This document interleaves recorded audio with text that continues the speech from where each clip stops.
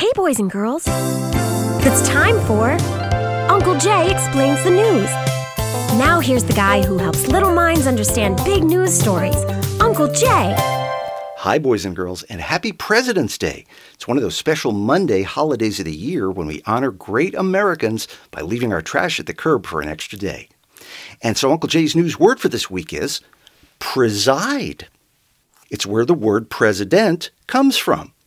So what does preside mean? Preside means to be the boss, but a president is not a king, and our Constitution puts quite a few limits on what a president is allowed to do. Now, many Americans don't realize this, and unfortunately some of them have been president. So just in case you grow up to be president, here are a few details about how you would preside over America. First of all, like any job, there are boring parts. You have to meet with other world leaders, and some of them are kind of creepy, and you have to pretend you like them. It's kind of like Thanksgiving. And you have to make up the whole country's budget for the entire year. And that's pretty much what you do is make it up.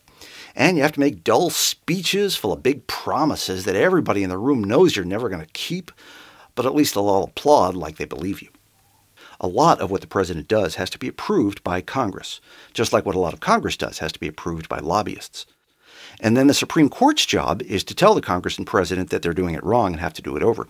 And a lot of this back and forth between the three branches of government it's kind of like playing rock, paper, scissors, except in government it's more like dagger, quicksand, lap dance. But of course, the coolest part about being president is that you get to blowing stuff up. And you get to do it with other people's money and other people's know-how and other people. Most presidents have done this. And actually, if you grow up to be president, let's hope you never have to. Now, in this year's election, some people don't want Barack Obama to be nominated because they think that a president should only be a white person. And that's just wrong. It's just as wrong as some people being against Hillary Clinton because they think that a president and a vice president should only be a sacred bond between a man and a man. You probably already know the most famous presidents like George Washington, Abraham Lincoln, and Martin Sheen. So far, 43 people have lived that dream where in America anybody can grow up to become a commemorative plate or a paper doll that wears cowboy boots with its underpants. Hail to the chief.